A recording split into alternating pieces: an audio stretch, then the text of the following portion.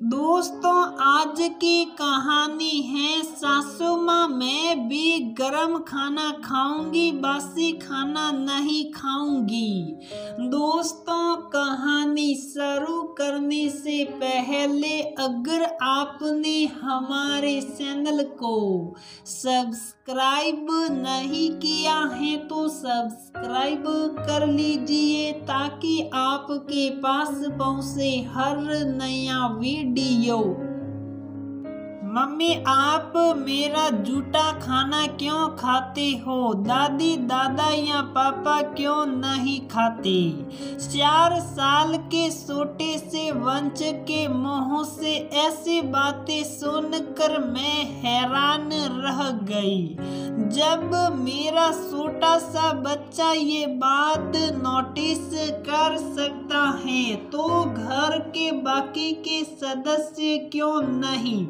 बेटा खाने का अपमान नहीं करते ना, इसलिए।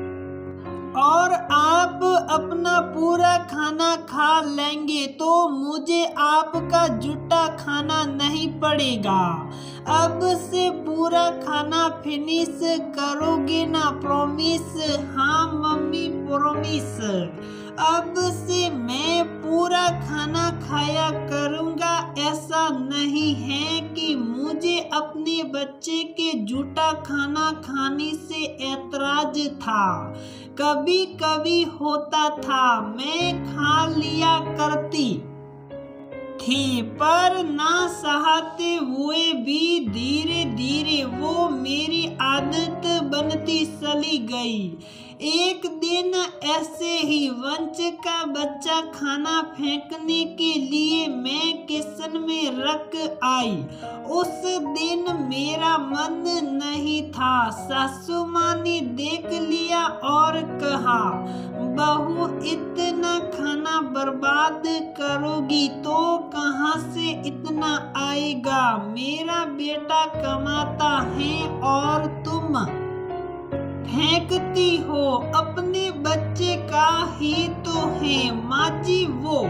फिर वो अपनी बातों को सासनी में लपेट कर कहती, अरे बहू मैं ही खा लेती, पर तुझे तो पता है ना एक्स्ट्रा खाना मुझसे हजम नहीं होता है। कहकर वो बर्तन देखने लग जाती, क्या बसा है क्या नहीं। मन तो करता था पलट कर जवाब दे दूं कि वंश आपका पोता भी तो है, आप ही खा लीजिए। या जब आपका बेटा थाली में खाना छोड़कर जाता है तब वो हिच्चा पत्नी के पास ही क्यों आता है? माँ के पास क्यों नहीं जाता? पर मेरे संस्कार ऐसा बोलने पर हमेशा मुझे रोक देते थे। ऐसा भी नहीं था कि मैं अपनी सासू माँ की इज्जत नहीं करती थी, बहुत करती थी, पर बात ये हो जाती थी कि आप खुद खाएंगे भी नहीं, ना ही किसी को देने देंगे, और कुछ करो तो 4 बात सुनाएंगे भी। अनाज का अपमान हो जाता है, बहुत बर्बाद करती हो, जैसे बहुत सारी ताने। वैसे तो वो बहुत अच्छी हैं, मैं सब समझती हूँ, पर एक ही बात को हर समय बार बार बोला जाए तो कुढ़ सी होने लगती है।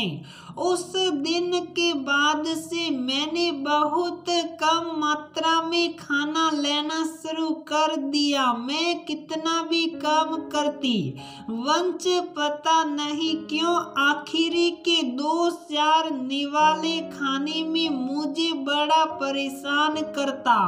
मैं आज दोपहर का खाना बना चुकी थी। मेरे सास ससुर भी खाना खाकर आराम कर रहे थे। मैं वंश के पापा का इंतजार कर रही थी। आज वो जल्दी घर आने वाले थे। फिर खाना खाकर हमें किसी काम से बाहर भी जाना था।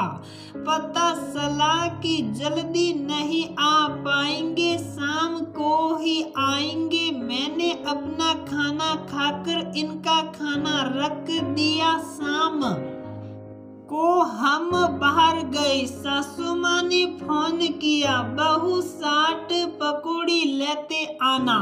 सबने मिलकर चाट पकौड़ी खाई और कुछ खाने की पेट में जगह नहीं थी। रात तो जब किचन साफ कर रही थी तब सासू माँ किचन में आई और बोली, सुन बहू, वीरेंद्र ने तो दिन में खाना नहीं खाया था ना। नहीं मम्मी जी, तो उस का हिस्सा खा ले। पर मम्मी जी, मेरा पेट भी चाट पकौड़ी से भर चुका है और नहीं खा सकती। अच्छा, तो सब फ्रिज में रख देना, कल दिन में खा लेना, कहकर चली गई और मुझे उलझन में डाल गई। गाय को खिला नहीं सकती थी और ना ही चुपके से फेंक सकती थी।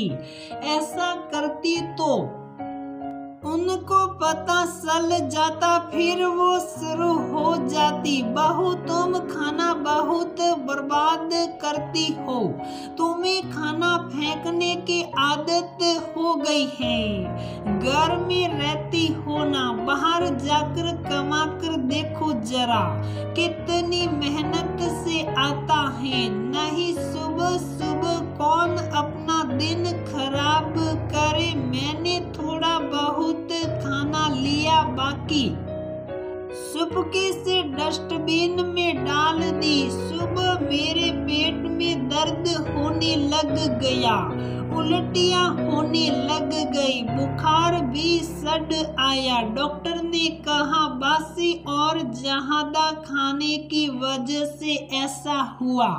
3-4 दिन इनको आराम करने दीजिए। डॉक्टर अंकल, बासी खाना क्या होता है? वंश ने पूछा। बासी मतलब पुराना बसा हुआ, पहले का बना हुआ, छोटे वंश ने पूछा। अब घर का सारा काम मेरी सासू माँ के सर पर आ पड़ा। अब वो घर के काम करती, खाना बनाती, साथ में वंश की देखभाल भी करती। आज वंश मेरे कमरे में अपनी दादी के हाथ से खाना खा रहा था।